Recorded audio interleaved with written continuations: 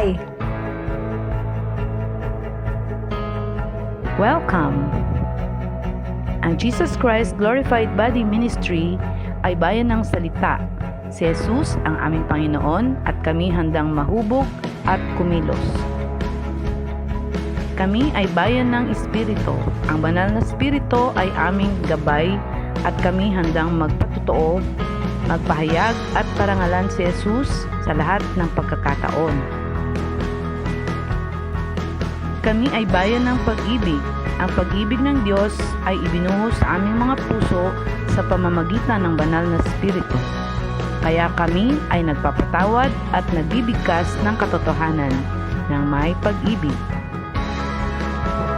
Kami ay umiibig ng iba't ibang kultura at tagapaghayo dahil kami ay mga manggagawa ni Jesus. We would like you to be a part of our family. Thank you and God bless. Hallelujah, hallelujah, Lord Jesus. Ayon nga sa iyong salita sa awit 91:1-16, siyang naghahangad at pagbubukom ng taas-taasan at natili sa pagkalingin ng mga pangyarihan, ay makapagsabi kay Yahweh mo, katkanlungan, ikaw ang aking Diyos, ang Diyos na tangi kong pinagtiwalaan. Sa panganib at bitag, ikay kanyang iniligtas at kahit anong matiting salat ay di ka magdaranas. Lulukuban ka niya sa dilim na kanyang mga malapad na pakpak, sa kalinga niya ay palagi kang nakakatiyak. Ingat ay pagsasagalang pagkat siya'y matapat. Pagsapit ng gabi, di ka matatakot sa anumang bagay, maging sa gagawing biglang paglusog ng mga kaaway. Ni sa alam pa mang darating na salot, pagkagat ng dilim sa pagpuksay, wala kang takot sa araw man dumating. Kahit na mabuhal sa iyong harapan at sa 1,000 tao, sa iyong paligid ang bilang ng patay, maging 10,000, di ka matatakot at natitiyak kung di ka maano. Ika'y pagmamasid sa panonood, mamasdan. Taong masasamay na ikita mong pinaparusahan sapagkat si Yahweh ang iyong ginawang tagapagsandalan at ang pinili mong mag-iingat sa iyo'y kataas-taasan. Di mo abutin kayo mapahamak, di mararanasan kayo ng uling paghihirap sa iyong tahanan. Sa kanyang mga anghel, ika'y tatalagubilin sa magdamong maparontiyak kang iingatan. Sa kanilang mga kamay, kaya alalayanan sa mga bato pa mo hindi masasaktan. Iyong tatapakan kayong mga ahas o iyong mabagsik, di ka maano sa mga serpente at iyong mababangis. Ang sabi ng Diyos, ililigtas ko ang mga tapat sa akin at iingatan ko ang sino mang tao kay kikilanin. Kapag sila'y tumawag, laging handa ako na sila'y pakinggan. Aking sasamahan kung may problema, isasaklolohan. Aking ililigtas at bawat isa'y pararangalan. Sila'y bibigyan ko at dadagit pala ng mahabang buhay. At nakatitiyak tatamuhin nilang aking kaligtasan. Salamat, Panginoong Jesus, Lord. We speak and declare life eternal, favor, protection, good health, and preservation, Lord Jesus, until your second coming, Panginoon. And we speak healing, Lord, sa lahat ng may sakit, Panginoong Jesus. We speak salvation, Panginoong Jesus, sa mga tao, Lord, na merong spirito ng suicidal, spirito ng abortion, Lord Jesus, spirito ng LGBT, Panginoong Jesus, spirito ng anxiety, spirito ng stress, spirito ng depression, Lord Jesus. We speak healing and salvation to those people, Lord Jesus. And salamat, Panginoong Jesus. Cover us with your blood, Lord Jesus, with your angels, Lord Jesus, millions of angels, Lord, hanggang sa muli mo pong pagbabalik, Lord Jesus. Let our desire, Lord Jesus, is to be with you only, Lord Jesus, not by our might, nor by power, but always by your Spirit, Lord Jesus. We speak and declare and receive favor, power, and victory in Jesus' name. Amen, amen, and amen. Thank you, Jesus.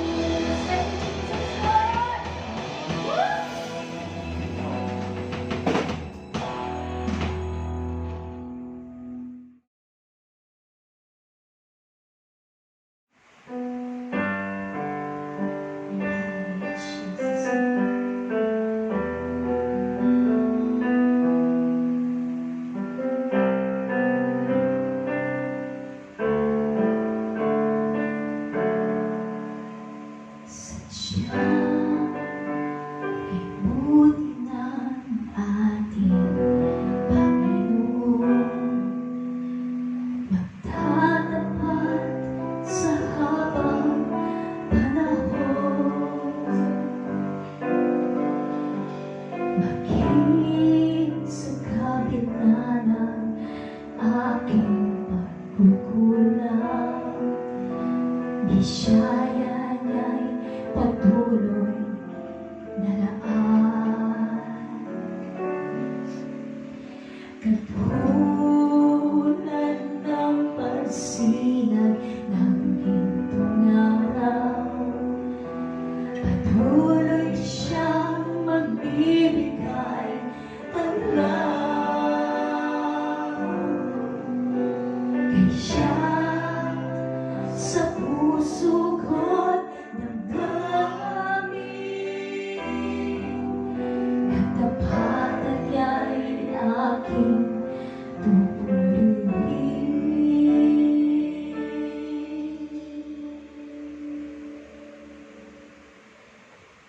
Dakila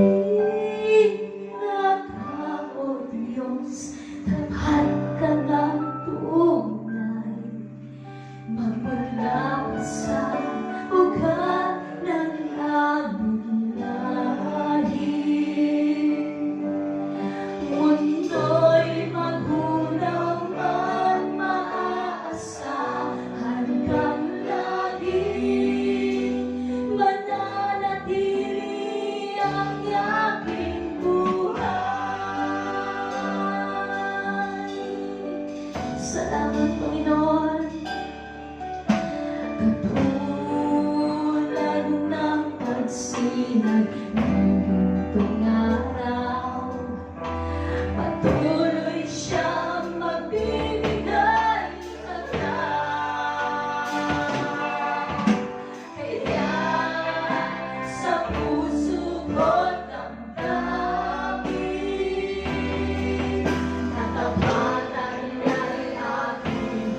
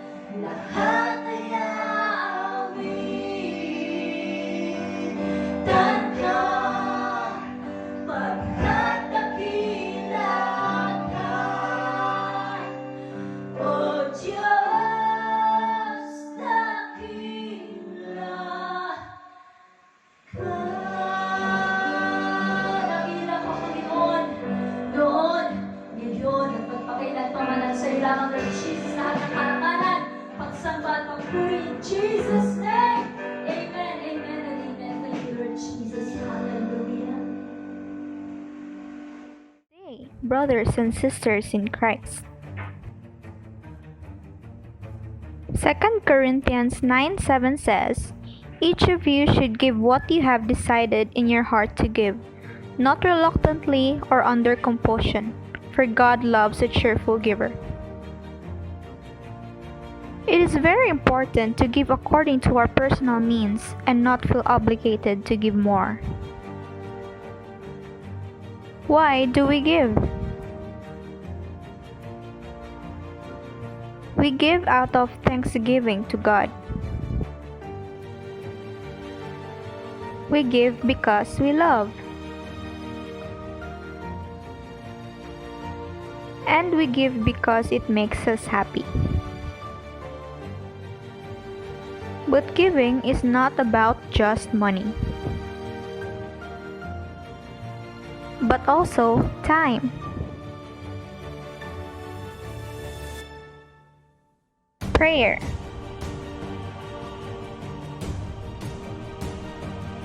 And talents.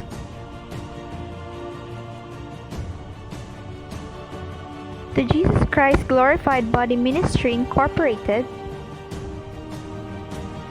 produced everlasting healing oil to help our brethren in need. We also have Subanan Tribal Mission in the different barangays in Lapuyan, Zamboanga del Sur, namely Datulumok, Carpoc, Dansal, Marwing, Balobo, Tugaya, and Tining Halang. We are also constructing our church in Manga, Pagadian City. For prayer requests, kindly message our Facebook page, World Prayer Room, Jesus Christ Glorified Body Ministry Incorporated, at World Prayer Room. For donations, please send to GCash 0910-728-9260 or contact Pastor Chu at 0936-187-6004. Your generosity will be rewarded by God, pressed down, shaken together, and running over. For the measure you use, it will be measured to you. Maraming salamat po. God bless. Thine is the kingdom and the power and the glory forever and ever. Highest honors, praises, and thanks to our Lord Yeshua, Jesus Christ. And also for your constant prayers and support through gifts and offerings dito po sa ating ginaganap na online Sunday service, no? At andyan po ang GCash 0910-728-9260. We pray for divine blessings, favors, healing, provision, protection be multiplied, and peace and righteous future for all our supporters in GCash, tithes and offerings, and in kind. In Jesus' name, Amen. Ganun din po ang aming patuloy na pasasalamat sa inyong kontribusyon, lalong-lalo na po sa paggawa po natin ng Everlasting Miracle Healing Oil Production. Napapanahon po ito mga kasama, mga kababayan, sapagkat lalong-lalo na ho ngayon na mayroon natang bali-balita na mayroon daw pumasok na panibagong Delta variant daw na mas matindi pa po, no? Pero kapag sa inyo po pakikiisa po sa amin upang ito po ay ma-produce po natin, you can text to donate Pastor Achu GCash 0936-1876-004. Mababasa po natin ang sangkap po, no? Hindi lamang yan virgin coconut oil, but sinangkapan din po ng iba't ibang mga herbs. At ang ating pong mga kasimbahanan, no? Mayong buntag sa tanan, particular po doon po sa lalawigan po ng Zamboanga del Sur, Lapuyan, Zamboanga del Sur, at ganoon din po sa Purok 8, mga Pagadian City. And for building donation, nandiyan po GCash 0916427776. Mayong buntag sa tanan, Gimpe Salem, At ganoon din po, magandang umaga din po sa ating mga kapatiran dyan sa JCGBMI Everlasting Family. Number 10, Lower Everlasting Street, Payatas, Quezon City. Of course, sa ating pong patuloy na paanyaya for daily wisdom and spiritual nourishment, join our FB group, JCGBMI Morning Bible Study. Ito po ay ginaganap tuwing Lunes, Miyerkules at Friday, MWF, sa ganap po na alas 5 ng umaga. Okay, lahat po ay amin pong inaanyayahan para tayo po ay lalong lumago sa ating spiritual na pamumuhay. Nako, napakaganda po ng ating paksang tatalakayin. Actually, ito po ay serye, no? Patungkol po sa ating pagkakaroon ng kamalayan kung sino siya. Dahil nabanggit ko nga po, ito pong sanlibutan ay marami pong pamumukaw ang ginagawa po sa atin upang ang ating kamalayan sa dakilang manlilikha ay unti-unti pong mawala. At hindi po natin papayagan ang mga bagay na yun. Kaya nga po ako po yung nagpapasalamat sa inyong pakikiisa sa programa pong ito. Ngunit bago ho tayo natin talakayin ang ating paksa, no, nating baybayin at balangkasin, ay meron po kong kwento, no? Para mga kwento ni Lola Basya, hindi po. Excuse me, naku, hindi ang bariyan.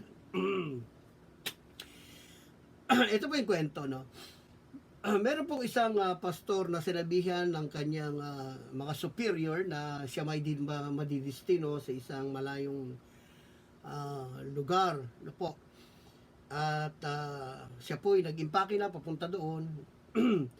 Pero inalam din po niya kung ano-ano mga dapat niya matutunan sa lugar na yon. May nagchismis sa kanya na ang mga tao daw doon ay walang gana magsimba. Kung magsisimba man ay natutulog pa sa simbahan, ibig sabihin patay ang kadalang spiritual na. So napakalaking hamon o challenge po yun sa pastor na madidistino. Excuse me. Madidistino po sa lugar na yon. No, excuse me po. Sabi nga ni Michael Riquez. Ngayon po mga kasama, wala po akong COVID na I'm telling you, nasasamid lang po ako. Ngayon po, so nabalitaan niya, nag-isip siya, humingi siya ng wisdom kay God, no? Kung paano kanya gagawin. Ang una niyang ginawa, dahil sabi niya, itong linggong ito, magsisimula na ako mag-share ng salita ng Diyos doon. Monday pa lamang po ay nagpadala po siya ng mga sulat sa lahat po ng mga tao doon sa barangay na yun. At nakalagay doon sa sulat ay ganito. Sa araw ng linggo ay ibuburol ang isang kalugar ninyo. Siya ay kilalang kilala ninyo, siya po ay patay na. At malalaman nyo na lamang kung sino yung yung patay na yun sa darating po na araw na linggo. Sapagkat nakasilid na po siya sa kabaong. Aba, siyempre yung mga tao medyo, sino kayong namatay na yun? Siguro si kasi 3 araw ko lang din nakikita. Hindi, balag ko si kinarma siguro. Hindi. So napakarami na pong sa pantaha o kung ano-ano mga umuukil-kil sa kanilang kaisipan kung sino yun. Ha?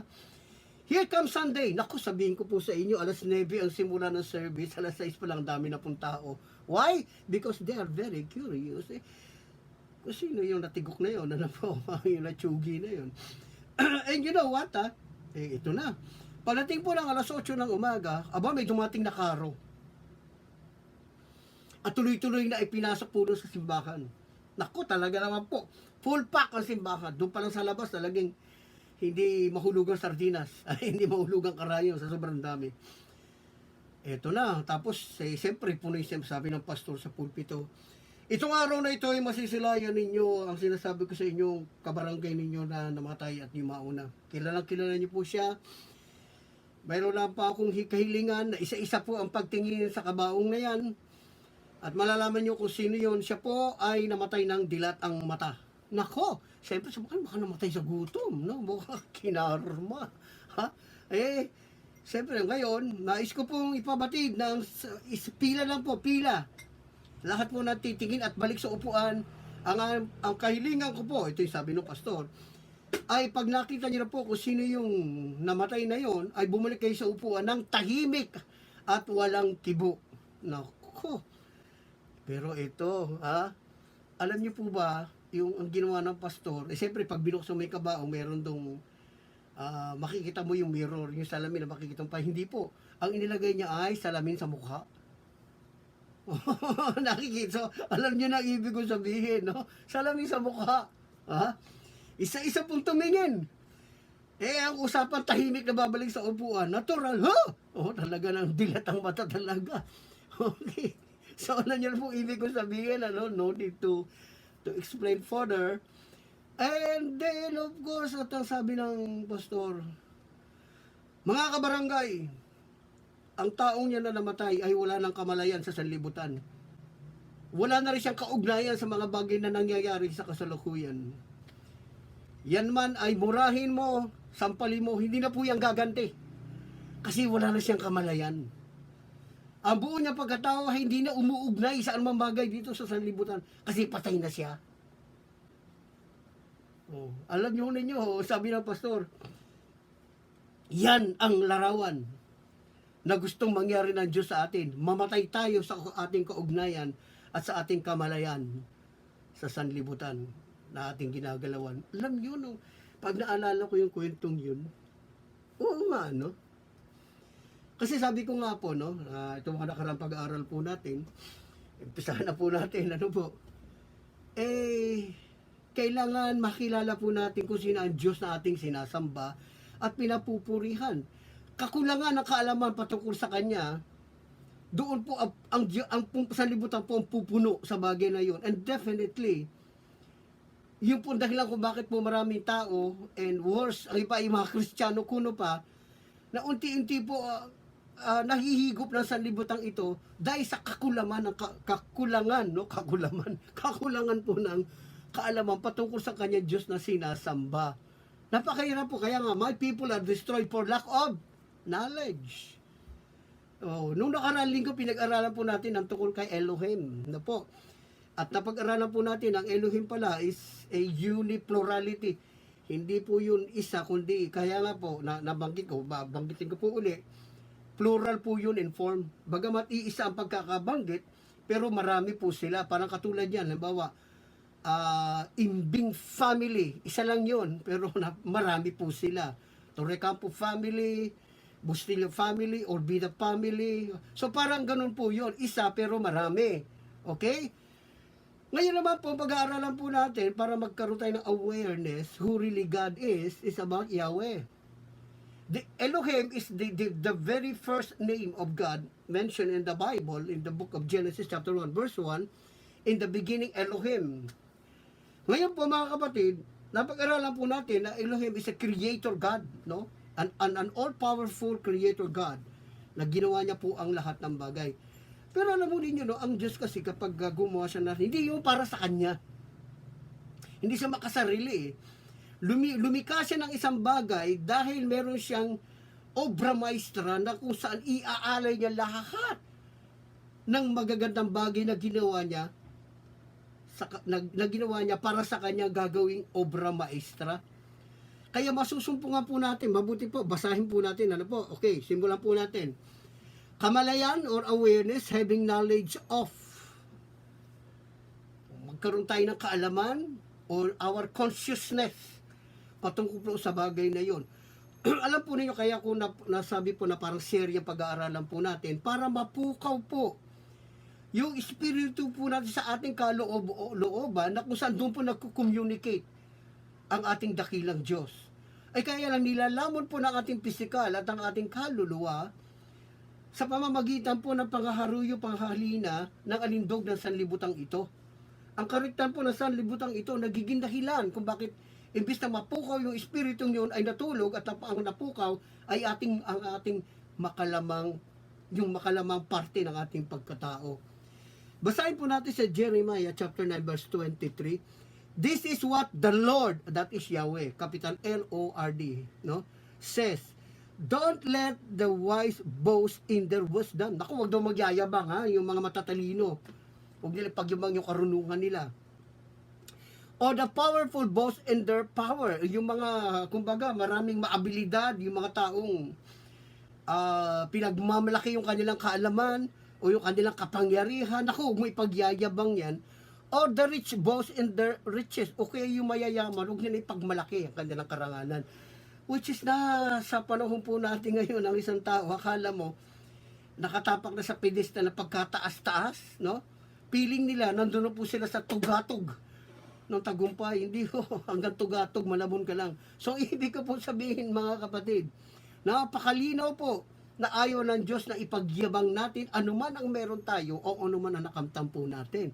But those who wish to boast should boast in this alone. Ako, ano pa lang dapat natin ipagyabang? Eto, napakaganda. That they truly know me. Ayun. Clarex, ang ipagyabang mo, kapatid, ay ang kamalayan mo, kaalaman mo, karunungan mo patungkol sa lumikha sa iyo. That they truly know me and understand that I am the Yahweh, who demonstrates unfailing love and who brings justice and righteousness to the earth, and that I delight in the things I, the Yahweh, have spoken. Nako, alam mo ninyo, tulad nga po ng aking sinabi, no, babaybayin po natin, babalangkasin po natin, para higit po nating maunawaan ano ba ang Diyos na ating sinasamba, gaano siya, alam mo ninyo kasi isa po sa mahirap, no, masyado tayong face value reader, ika nga, kaya nga po yung dahilan kung bakit tayo po ay nagtuturo, hindi lamang po sa lingwahe na ating naiintindihan, sa ngayon, kundi bumabalik po tayo sa pinakang lingwahe sa unang pagkakasalin po ng Biblia. Bagamat may kahirapan, pero tayo po'y gumagamit ng tinatawag na layman's term upang nang sa gayon ay ating pong maapuhap ang tunay po na ninanais po ng mga naunang may akda ng banal na kasulatang ito. Ito pong pangalang Yahweh ay unang nasumpungan po sa aklat po na Genesis chapter 2. Actually, beginning from verse 4, pangu yun no? Ang sabi doon, from verse 7, then the Lord God, Yahweh Elohim, the Lord God formed men, Adam, and from the ground, yung pong pinanggalingan niya, in Hebrew word, Adama, no po, yung lupa. So tayo po ay galing sa lupa, nilika, galing po sa lupa. Yun ang dahil kahit ano ligo mo, na kahit ano pang mga pabango, lotion ang gawin mo dyan sa katawan mo, maya-maya lang kung pag nainitan ka, lalabas na yung lupa sa'yo. Ang tawag doon, libag. Okay? And breathed into his nostrils the breath of life, and man became a living being. And the Lord God, Yahweh Elohim, planted a garden in Eden in the east, and there he put the man whom he had formed. No? Nag-exist po yung pangalang Yahweh nung ang tao po ay nilikha na. As a Hebrew, sa pinag-aralan po natin, Elohim is the creator God. Here we have a covenant God. No, naku, galing. Dito po natin makikita, no? Nilikha niya lahat ng bagay, Elohim. And then, gusto niya na lahat ng bagay ay ipamamana niya sa kanyang nilikha. Sa iyo. Kaya hindi ka pwedeng maubusan. Bakit? Ang Diyos hindi na uubusan eh. Ang gusto niya mangyari sa tao, hindi mauubusan katulad niya. Yun po ang gusto niya. Nauubusan, ano bang dapat ano bang mga nauubos sa atin? Hindi lang pera, ubusan pasensya. Nauubusan tayo na ngayon. Kaya ba, pag ikaw ay nawala ng bait, anong mangyayari? Nauubusan ka ng bait. So, ito po ang Diyos na binabanggit o pinag-uusapan po natin, ating pinagchichismisan, is the term o title Yahweh. YHBH. Kung babasahin po natin at lalagyan po natin ng vowel, Yud-Hey, Vav-Hey, or Yud-Hey, Waw-Hey. The second name or title of God in the Bible. Okay? Ngayon po sa Joshua chapter 1, this is my command, be strong and courageous. Sino yon? Do not be afraid or discouraged, for I, the Yahweh, your Elohim, is with you wherever you go. Wow. Ito po yung Yahweh na pinapakilala po natin. Hindi lang siya creator po dito, but He is also a supplier, provider of everything you need. Not only that, siya yung bodyguard mo. Kahit saan ka magpunta.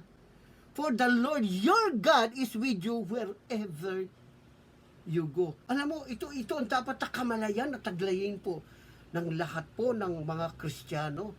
Wala kang dapat ikatakot, kahit ano pang pandemya o gutom na dumating diyan, kasama mo si Lord, your God.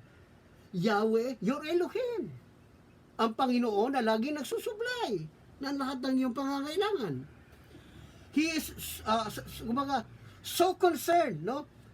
Mga tao sa palibot mo natin, maring concern sa iyo, pero may limitasyon po yun kasi nagigipit din yun na nai-insecure din po yun. Dumarating ang panahon na bumabaga siya sa kanyang limitasyon. So yung concern niya pwedeng mawala. Pero itong concern po ni Yahweh sa iyo ay hindi ho. Tingnan nyo ha. Okay, tingnan nyo. Sa Exodus chapter 3 verse 7, the Lord said, I have indeed seen the misery of my people. No?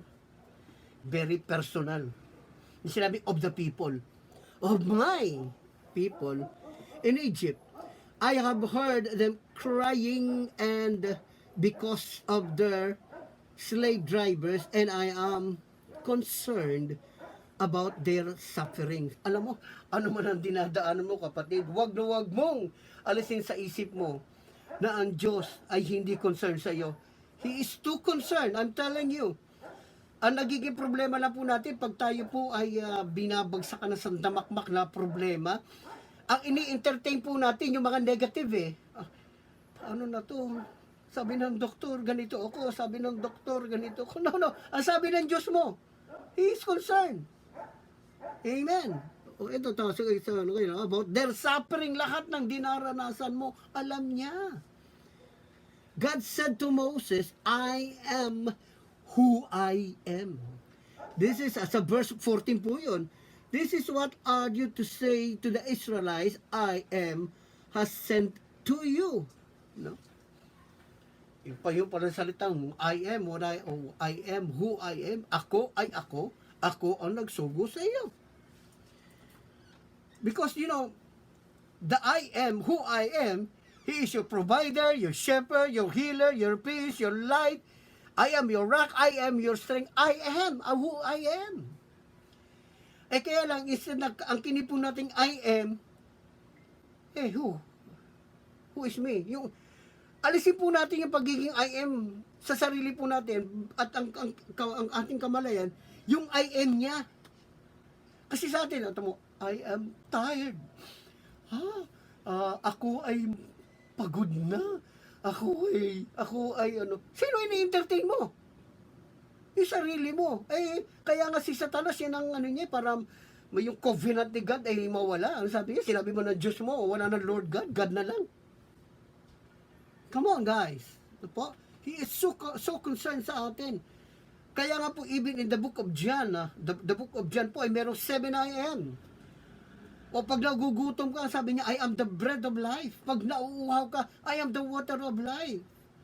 Pag ikaw ay nasa kadiliman, I am the light of the world. Kumpleto si Ricardos. Alam niyo, nagiging problema, ang kamalayan po natin wala sa Kanya, kundi sa mga nangyayari sa kasalukuyan. Dahil yun ang sinabi ng doktor, dahil yun ang sinabi ng mga tao sa palibot mo, and then wala ka na. Tenga ka na. Hindi ko sinasabing balewalay natin ang doktor. No. Ginagamit ng Diyos ang mga yan. Pero sinasabi lang nila ang mga bagay na nangyayari sa katawan mo. Pero ang Diyos naman sinasabi sa iyo na siya ay pwede maghimala at alisin ang mga bagay na nasa katawan mo. No, andyan ka ba? Clarex ba? At hindi lang ito naman, sabi niya, Jeremiah 29, for I know the plans I have for you. Alam ko, plano ko para sa iyo. Alam ko. Declares the Yahweh. Plans to prosper you and not to harm you. Plans to give you hope in the future. Alam niyo sa atin, wala na ng pag-asa. Bahala na. Alam niyo ng araw, mayroong gang na ganyan, yung bahala na gang. Mahirap po yan. Sputnik gang. Mahirap po yan. Then you will call on me and come and pray to me. And pray to me. Sabi ni God, and I will listen to you. Kasi andyan nga siya. Covenant God nga siya. You will seek me and find me with you when you seek me with all your heart. Saliksikin po natin ang ating puso. Sa bagay, ang puso po, malalaman ng kaloob-looban ng puso sa naibulalaras ng iyong bibig. Out of the abundance of your heart, thy mouth speaketh. Kaya pag nagsabi ka ng mga bagay na ganito, ibig sabihin wala ang Diyos sa puso mo. And remember, he that is in you is greater than all the sickness, pandemic in the world. Amen. I am who I am. Yung pong ilagay po natin sa isip, sa ating, kumbaga, madalas kong binabanggit, pwede ba? Utang na loob, itarak, iturok, itirik po natin ang mga pinag-uusapan po natin sa tumahan sa ating mga puso. He is a personal, caring God. Okay, puso. Usaping puso. The Lord appeared to us in the past saying, the Lord, Yahweh, I have loved you. Ako, alam mo mga kapatid, ang tao, pwede kang iwanan. Syota, asawa, pwede kang iwanan. Kasi ang pag-ibig niya, hindi ko sinasabi maghiwalay kayo. Pero kung ang pag-ibig ng Diyos ay nasa inyo, mananatili kayo. Why? Because I have loved you with an everlasting street. Ay, mali. Everlasting love. Isipin mo, pag yun ay nasa sa inyo, yung pag-ibig na yun, grabe, no? Para bang yung pag-ibig na yun ay haharap kayo sa langit. And I swear by the moon and the stars. No? Ay, hindi yun. I have drawn you with ever unfailing kindness. Yes, ang puso po, ang tunay po na magbibigay ng kabusugan sa ating puso ay siya. And whatever the desires of your heart, delight in the Lord, and He will give you the desires of your heart. Oh, ano fe. Okay, sa Matthew chapter 6, therefore I tell you, do not worry. Sino sasalita? Ang ating Panginoon. The second person in the Trinity. Ang pinag-usapan natin si Yahweh, the second person in the Trinity. Okay, let's go. Therefore I tell you, do not worry about your life, what you will eat or drink. Mga ayuda to or about your body. What you will wear, is not life more than food, and the body more than clothes. Alam mo, sa totoo lang. Hindi kayo dapat ang problema pagdating sa mga damit ngayon, sa mga online, dami sa may nagbibenta pa nga ng 10 pesos, po. So, wala dapat ikabahala, po. Pagkain man yan, inumin man yan, walang dapat ikabahala. Okay, look at the birds of the air, no? Tingnan nyo yung mga tarat, pipit, maya, lahat po yan. They do not sow or reap or store away in barns, and yet your cow, kinakausap mo ng Diyos ngayon, Heavenly Father feeds them. Are you not much more valuable than they? Kakaisulto yung tanong na to. Hindi ba napakahalaga ka sa Panginoon? Kaya lang ang tanong, ano pinapahalagahan mo? Anong nasa puso mo na nagbibigay halaga sa iyo? Kapag hindi yan sa Diyos, then definitely maisulto tayo sa mga ibon. Alam niyo, sa totoo lang, pag ako po ay dito sa amin sa tuwing umaga dito sa bahay po namin, tuwing umaga po, lalo na medyo yung pag yung medyo mga 6 gano'n, kailan sa bago ako matulog, naku po yung mga ibon din. Para mga saya, no? Nag-aawitan po sila. And alam niyo naman, ang inyong kabanlingkod ay madalas pong pupunta ng mga kabundukan po sa ating pagmimisyon. Nakikita ko po yung mga ibon na talagang parang wala silang problema, po. Hallelujah. Okay. Let's talk about Jehoshaphat awareness, no? Ito po si Jehoshaphat, mga kasama, ay isa pong hari na ang kanyang bayan ay sinugod ng napakaraming mga kaaway. Talagang bulto-bulto. Kinuyog po siya. Pero dahil sa kanyang matinding kamalayan sa kanyang Diyos, siya po ay lala. Excuse me. Samid lang po. Hindi po siya nagapi ng mga kaaway. There are 3 things I would like you to understand about those prayer po ng Jehoshaphat. Tingnan niyo kanyang prayer. Lord, Yahweh, the God of our ancestors, are you not? Okay. Alam mo na niya, no? Dito po ipinapaliwanag po yung are you not. Para bang sinasabi po ni Jehoshaphat po dito na ikaw ang Diyos na lumikha ng lahat ng bagay. Ikaw ang makapangyarihan at sa iyo ay laging may tagumpay. Ito po yung are you not. Di ba ikaw yun? Ikaw yung matagumpay. Kilala niya, Diyos niya. At para bang hindi niya sinisisi ang Diyos. Ibinabalik lang niya Para ba sinasabing, ito ang kamalayan ko para sa iyo. Makapangyarihan ka. Lahat nilikha mo. Lahat is under your control. Okay, the second, our God, did you not drive out the inhabitants of this before? Kasi nga, inaatake sila eh. Sabi niya, ikaw makapangyarihan Diyos, walang pwedeng tumalo sa iyo. At sinabi niya, sa history pa, history. Noong nakaraan, walang kaaway ang aming mga ninuno na hindi mo pinatalsik. Ang galing na kanya description, ano. And then on the third, our God, will you not? Kaya kung ang kasalukuyan kong panahon ngayon ay kahalintulad din na nakaraang panahon, kung ano yung tagumpay na nakamtan nila noon, makakamtan ko rin ngayon. Tayo po'y nakaharap sa matinding pandemya at sandamakmak pa yata mga classmates ay parating na, mga relatives pa niyan. But he said, will you not? Ibig sabihin, mayroon siyang kapangyarihan. But there is one thing, ito po sinabi po, we do not know what to do, but our eyes are on you. Hallelujah. Napakaganda ano po, yung prayer po ni Jehoshaphat. The Jehoshaphat means Jehovah has judged. Tayo po ay nasa panahon na ang Jehovah po o yung si Yahweh ay hinuhusgahan na po ang sanlibutan. Huhusgahan ang kasamaan, gagantimpalaan ang kabutihan. One thing for sure, if you have that awareness of who He is. Kaya nga po, sabi niya dito, take my yoke upon you and learn of me. Matuto kayo sa akin. The Rabbi, Lord Jesus. Alam niyo po, nang muling mabuhay ang ating Panginoon, ang kauna-unahang titulo na binanggit nang siya po ay muling nabuhay ay si Maria Magdalena at ang namutawi po sa bibig po ni Maria Magdalena, Rabbi. He is our teacher. Learn of me. Matuto po tayo sa Kanya. At sabi din po sa John 8:31-32, if you continue in my word, kung tayo po ay magpapatuloy sa ganitong gawain, patuloy na isasambulat ang kapahayagan at kadakilaan ng ating Panginoon, then you will know the truth. And the truth will make you free. Nawa po ating pinag-usapan ay hindi lamang marinig natin, bagkus ay itanim sa ating mga puso at nang sa gayon makita sa ating bawat hakbang at ang bawat desisyon na ating ginagawa. Kailangan nating makilala po siya ng lubusan upang nang sa gayon kung anuman ang meron siya ay tiyak meron tayo. Matagal na po sinabi ng ating Panginoon sa kanyang kasulatan, all that is mine are yours. We have it. We already have it. Let us pray.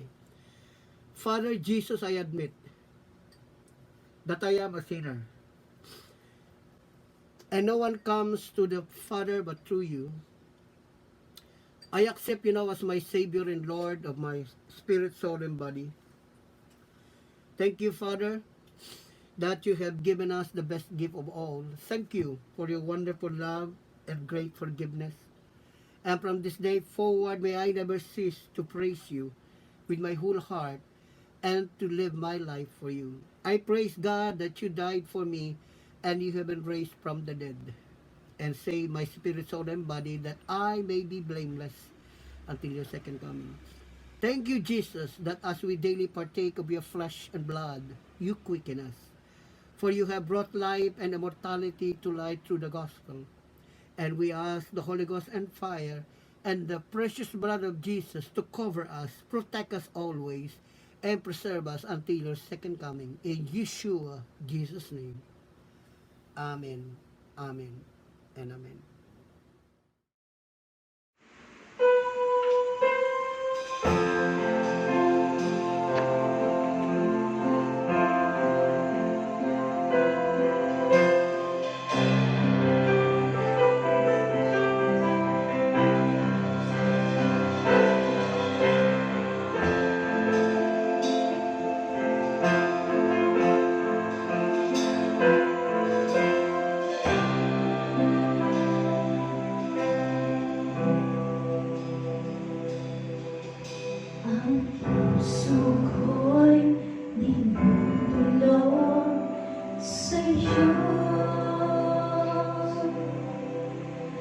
Nagpapagod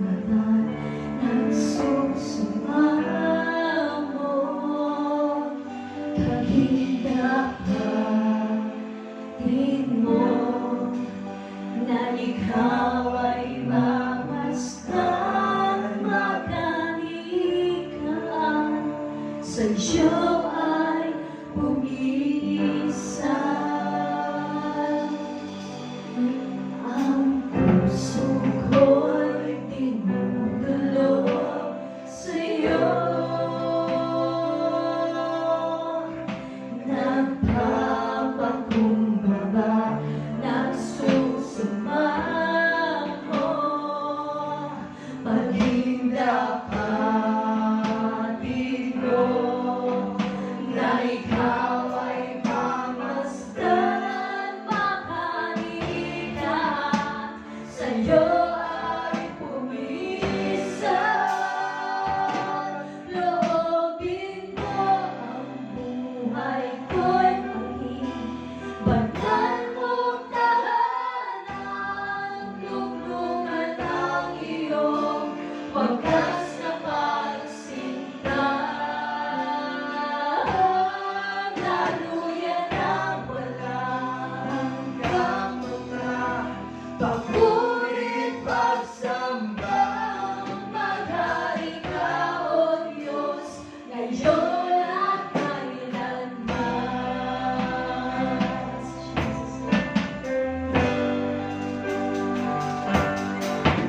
Ang puso ko'y dinulog sa'yo, nagpapakumbaba, nagsusumamo, pagdapatin mo na ikaw ay mamasdan, makanikaan, sa'yo ay umisa. Loobin mo ang buhay ko'y maging banal mong tahanan, luglugan ang